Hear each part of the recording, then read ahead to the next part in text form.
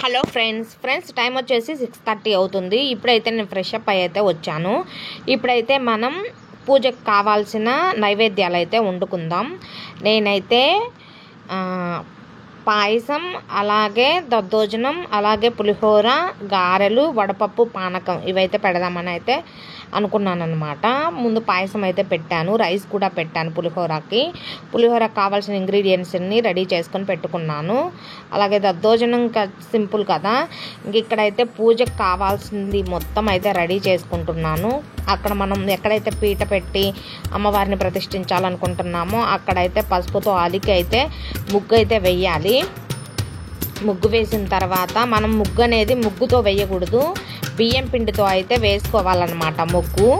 బియ్యం పిండితో అష్టదళ పద్మం ముగ్గు అయితే వేసుకోవాలి. అష్టదళ పద్మం ముగ్గు వేసుకున్న తర్వాత దాని మీద పసుపు కుంకుమ వేసేసి మంచిగా అయితే పసుపు కుంకుమ వేయాలి. వేసిన తర్వాత మనం పీటను కూడా బాగా శుభ్రంగా కడుక్కొని పెట్టుకోవాలి. ముందు రోజే కడుక్కొని బాగా పీట నీట్గా పెట్టుకున్న తర్వాత పీటకు కూడా బాగా పసుపు రాసి పీట మీద కూడా అష్టదళ పద్మం ముగ్గు అయితే వేయాలన్నమాట.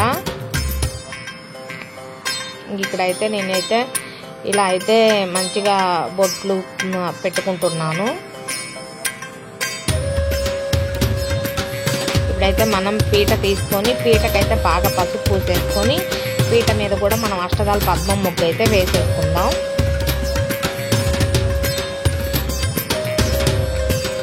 ఇవన్నీ పూజ ముందు చేసుకోవాల్సిన ప్రిపరేషన్స్ అండి. మీకు ఎవరికైనా తెలియకపోతే ఇలా అయితే చేసుకోండి. చాలా ఈజీగా, చాలా సింపుల్గా అయితే ఉంటుంది. ఓకేనా? ఓకే ఫ్రెండ్స్, చూసేయండి. పీట మొత్తం మనం పసుపు అయితే పూసుకోవాలి.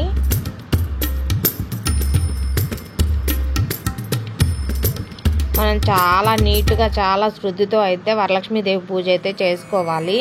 మనకి ఇంట్లో చిన్న బూజు పార్టికల్స్ కూడా ఉండకూడదు. నీట్ క్లీన్ అయితే చేసుకోవాలి ఇల్లు మొత్తం. నేనైతే 3-4 డేస్ అయితే, అంటే నేను వర్క్ ఉంటుంది కదా, వర్క్తో నాకు 3-4 డేస్ అయితే పట్టింది. కిచెనే నాకు జస్ట్ 3 డేస్ పట్టింది అనమాట. ఒకరోజు మొత్తం బాక్సెస్, మామూలుగా డబ్బాలు అవి ఉంటాయి కదా, అవి ఒకరోజు స్టీల్ సామాన్లు, ఒకరోజు షోకేస్ గుళ్ళు ఐటమ్స్, ఇంకా అన్నీ ఒకరోజు ఫ్లవర్స్ వాజులు, కర్టన్స్, దుప్పట్లు, మొత్తం A to Z ఇంట్లో అసలు ఇంకేం లేకుండా మొత్తం అయితే శుభ్రంగా అయితే వాష్ చేసాము. వాష్ చేసి ఇంకా వరలక్ష్మి వ్రతం వస్తుందని చెప్పి వాష్ చేసాము. మేము ఇంకా శ్రావణ మాసంలో ఒక మొక్కుబడి కూడా తీర్చుకుందాం అనుకుంటున్నాము. ఇంకా రెండింటికి పనికి వస్తుంది కదా అని చెప్పేసి మొత్తం అయితే క్లీన్ చేశాను అనమాట. ఇంకా పీట మీద అయితే మనం అష్టదళ పద్మం ముగ్గు అయితే వేసుకోవాలి. బాగా పసుపు పూసేసి అష్టదళ పద్మం ముగ్గు వేసుకొని మనం మళ్ళీ పసుపు కుంకుమ అయితే వేసుకోవాలన్నమాట. ఇక్కడ కుంకుమతో బొట్లు పెట్టుకొని మధ్యలో అయితే మనం పిండితో ముగ్గు వేసుకుంటున్నాం కదా, బియ్యం పిండితో, ఆ బియ్యం పిండితోనే బొట్లు కూడా పెట్టుకోవాలన్నమాట. నాకైతే ఎస్పెషల్లీ వరలక్ష్మి వ్రతం అనేది నేను పోయిన ఇయర్ నుంచి చేసుకుంటున్నాను. పోయిన ఇయర్ కూడా నేను ఇలాగే చేసుకున్నాను. కానీ పోయిన ఇయర్ నేను కలశం పెట్టలేదు. అమ్మవారిని నాకు శారీ కట్టడం అంతగా బాగా రాలేదు ఫస్ట్ టైం కాబట్టి. ఇప్పుడైతే దాని మీద కొంచెం బెటర్ అయితే అనిపించింది. మీకు ఎలా అనిపించిందో కామెంట్ సెక్షన్లో పింక్ చేయండి. ఇవన్నీ పూజకి ముందు ప్రిపరేషన్స్ అనమాట.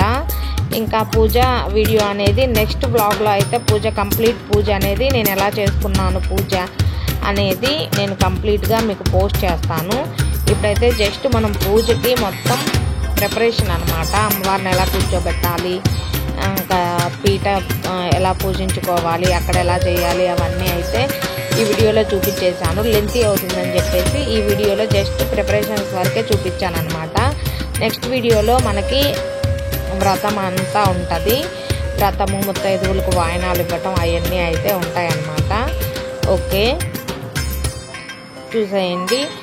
ఇట్లా మొత్తం మనం పీట చుట్టూ అయితే కుంకుమ అండ్ బియ్యం పిండితో అయితే బొట్లు అయితే పెట్టుకోవాలి. మంచిగా బాగా అలంకరించుకోవాలన్నమాట పీటని. అమ్మవారిని పీట మీద ప్రతిష్ఠిస్తాం కాబట్టి పీటను బాగా అలంకరించుకోవాలి.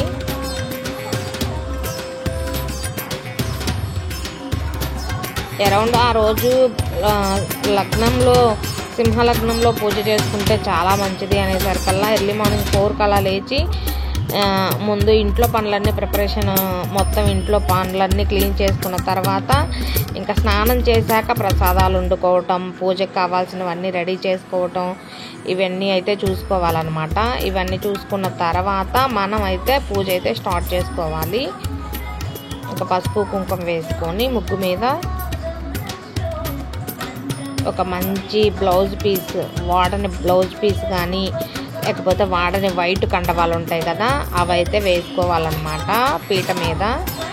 నేనైతే ఈ బ్లౌజ్ పీస్ అయితే వేసుకున్నాను. ఎల్లో, రెడ్ ఇవన్నీ అమ్మవారికి ఇష్టమైన కలర్స్ కాబట్టి ఎల్లో కలర్ బ్లౌజ్ పీస్ అయితే వేసుకొని ఇంకైతే ఇక్కడైతే పీట పెట్టుకున్నాను. మనం ఈశాన్య మూలనే పూజ అయితే చేసుకోవాలన్నమాట. మాది దేవుడు గూడు హైట్గా ఉంటుంది కదా, అందుకని చెప్పేసి గూడు చిన్నగా ఉంటుంది. అందుకని ఇంకా ఇలా అయితే మనం ఈశాన్య మూల అయితే పూజ అయితే చేసుకోవాలి. ఇక్కడైతే నేను కాళ్ళకి పసుపు రాసుకొని ఇంకా తులసి కోట దగ్గరికి వెళ్ళి పూజ చేశాను అనమాట. మా ఓనర్ వాళ్ళ ఇంటి ముందు తులసి కోట ఉంది. తులసి కోట దగ్గరికి వెళ్ళి పూజ చేసి అక్కడ ఆకు ఒక్క తాంబూలం పెట్టి పూజ చేసుకొని వచ్చాక ఇంకా నేను రెడీ అయ్యాను. బట్ అది వీడియో అయితే తీయలేదు. చూడండి, ఆ రోజు మొత్తం అయితే ఇంకా అసలు అమ్మవారి పాటలే విన్నానమాట. ఇంక ఇప్పుడైతే నేనైతే ప్రతిష్ఠాపించాను. ఫస్ట్ కొంచెం బియ్యం వేసి కొంచెం ఒక మూడు పిరికెళ్ళు మనం చిన్న చేతితో చిన్నగా కొంచెం బియ్యం అయితే తీసుకొని, చిన్నగా కొంచెం బియ్యం తీసుకొని అక్కడ 3 గుప్పెల బియ్యం పోసి పసుపు కుంకుమ అలాగే మనకి 2 అక్షంతలు వేసి అమ్మవారిని అయితే ప్రతిష్ఠించాలి. ఫస్ట్ అయితే అమ్మవారి వెనక ఫోటో అయితే మేము డైలీ పూజ చేసుకునే ఫోటో అనమాట. అది ప్రతిష్ఠించిన తర్వాత అమ్మవారిని కూడా పీట మీద పెడదాం అనుకున్నా. కానీ ఇంకా మళ్ళీ నా దగ్గర చిన్న విగ్రహాలు ఉన్నాయి. వెంకటేశ్వర స్వామి విగ్రహం అలాగే అమ్మవారి విగ్రహం అయితే ఉంది. చిన్న పీట కూడా ఉంది, నేను డైలీ పూజ చేసుకునేది. ఇంకా అమ్మవారిని పక్క పీట మీదకి షిఫ్ట్ చేసి ఈ పీట మీద నాకు విగ్రహాలు ఉన్నాయి కాబట్టి ఆ విగ్రహాలు కూడా ఇక్కడైతే పెట్టుకున్నాను. చిన్న విగ్రహాలు, లక్ష్మీదేవి విగ్రహం అలాగే వెంకటేశ్వర స్వామి విగ్రహం అనమాట పెట్టుకొని తర్వాత పంచామృతాలతో అభిషేకం కూడా చేశాను. అవన్నీ నెక్స్ట్ వ్లాగ్లో అయితే వస్తాయి. ఇక్కడైతే చూసేయండి. మా హస్బెండ్ అయితే నాకు చాలా హెల్ప్ అయితే చేశాడు పూజకి. బట్ చిన్న హెల్ప్లు అయితే చేశాడనమాట. చాలా హ్యాపీ అనిపించింది. ఒక్కదాన్ని కొంచెం మా హస్బెండ్ హెల్ప్ అయితే చేశాడనమాట. పూజ అయిపోయిన తర్వాత మా హస్బెండ్ ఆశీర్వదించాక తను తినేసి ఇంకా అప్పుడు వెళ్ళిపోయాడు. 10:30 కల్లా నా పూజ కంప్లీట్ అయిపోయిందండి. ఇంకెక్కడ కూడా మనం చిన్న పీట మీద కూడా చిన్నగా మనం అష్టదళ పద్మం ముక్క అయితే వేసుకొని పసుపు కుంకుమతో పూజించుకోవాలన్నమాట. పూజించుకొని అమ్మవారిని అలాగే అయ్యవారిని ఇద్దరిని అయితే ఇక్కడైతే పీట మీద అయితే ప్రతిష్ఠించుకోవాలి. ఇంకా అమ్మవారి మీద అయితే నేనైతే 3 రకాల ఫ్రూట్స్ పెట్టుకున్నాను. అలాగే 5 రకాల నైవేద్యాలు అయితే చేశాను. చీర, బ్లౌజ్ పీసులు అయితే 10 పీసులు అయితే పెట్టాను. బట్ ఏంటంటే నేనైతే వాయనం ఇచ్చింది అయితే 5 మెంబర్స్కే ఇచ్చానండి. 5 మెంబర్స్కి ఇచ్చాను. ఇక్కడ మనమైతే కొంతమంది బ్రాహ్మణతని పిలిపించుకొని పూజ చేసుకోవచ్చు, పూజారిని. నేనైతే నాకు వరలక్ష్మీదేవి బుక్ అయితే ఉంది. నేను బుక్లో చూసి అయితే పూజ అయితే చేసుకుంటాను అనమాట. పోయినసారి కూడా నేను అలాగే చేసుకున్నాను.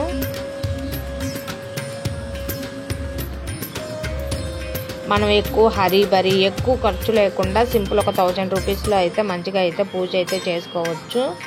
1000 కూడా కావు, ఒక 500లో అయితే మ్యాక్సిమం పూజ కంప్లీట్ చేసుకోవచ్చు. ఎక్కువ హరీబరీలకి పోయి మనీ అంతా వేస్ట్ చేసుకోమని ఏ అమ్మవారు అయితే చెప్పదు.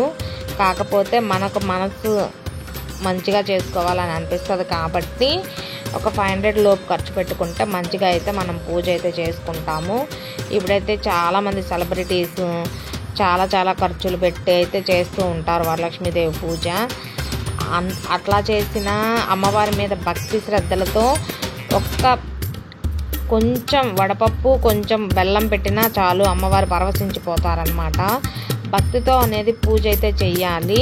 అలాగే మనీ ఉన్నాయి కదా అని చెప్పేసి వేలకు డబ్బులు పెట్టి అలంకారాలు చేసి రిటర్న్ గిఫ్ట్లు ఇచ్చి ఇలా చేసినా కానీ యూజ్ ఉండదు. అమ్మవారి భక్తి మెయిన్ ఇంపార్టెంట్ అండి. మనం ఎంత భక్తి శ్రద్ధలతో పూజ చేసామనే చూస్తారు కానీ అమ్మవారు మనకి ఎంత పెద్ద ఐటమ్స్ పెట్టి ఎన్ని రకాల పిండి వంటలు పెట్టి ఎంత పెద్ద విగ్రహాలు పెట్టామా అనేది అమ్మవారు అయితే చూడరు. వాయనం ఇచ్చేటప్పుడు వాళ్ళని ఇళ్ళని అని కాదు, మన ఇంటికి ఎవరు వచ్చినా కానీ వాయనం అయితే ఇవ్వాలి. వాళ్ళకి ఇవ్వకూడదు వీళ్ళకి ఇవ్వకూడదు అని అయితే అనుకోకూడదు. మన శక్తి కొలది ఇద్దరికి ఇచ్చినా ఒకరికి ఇచ్చినా ఎవరికి ఇచ్చినా కానీ మనం మనస్ఫూర్తిగా ఇచ్చుకోవాలి. కానీ వాళ్ళకి ఏంది ఇచ్చేది వీళ్ళకి ఏంది ఇచ్చేదని ఇంట్లోకి వచ్చిన వాళ్ళని అయితే అట్లా ఇవ్వకుండా అయితే పంపించకూడదు అన్నమాట. ఇంక ఇప్పుడే అయితే నేనైతే ఫస్ట్ గణపతి దేవుడికి మనం పూజ చేసుకోవాలి కదా. ఇంతకుముందు పసుపు గణపతిని చేసి పూజ చేసుకునేదాన్ని. ఇప్పుడైతే నేనైతే మొన్న కర్ణాటక ట్రిప్ వెళ్ళినప్పుడు అక్కడ చిన్న వినాయకుడి విగ్రహం అయితే కొనుక్కున్నాను. ఆ వినాయకుడి విగ్రహం అయితే పూజలో అయితే పెట్టుకున్నాను అనమాట. ఇంకా పసుపు గణపతి అవసరం లేదు. వినాయకుడికి ఫస్ట్ పూజ చేసుకొని పూజ అంతా సక్రమంగా జరగాలి. దేవుడా ఏ ఆటంకం రాకూడదు, తెలిసి తెలియక ఏదైనా తప్పు చేస్తుంటే నన్ను క్షమించు అని చెప్పేసి ఏ విఘ్నాలు లేకుండా మా పూజ అంతా మంచిగా అవ్వాలి అని చెప్పేసి దండం పెట్టుకొని ఇంకైతే పసుపు కుంకుమ వేసి ఫస్ట్ వినాయకుడి దగ్గర ప్రసాదం పెట్టేసి ఒక అరటిపండు లేదా బెల్లం ముక్క మన దగ్గర ఏది ఉంటుంది అరటిపండు బెల్లం ముక్క స్వీట్ ఏదో ఒకటి పెట్టేసి ఇంకా మనమైతే ఇంకా వరలక్ష్మీదేవికి అయితే మంచిగా అయితే దీపారాజన చేసుకొని ఇంకా పూజ అయితే స్టార్ట్ చేసుకోవాలన్నమాట.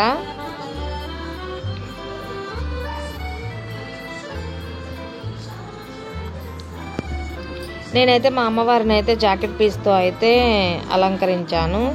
బట్ ఎలా ఉంది ఏంటనేది అయితే చెప్పండి.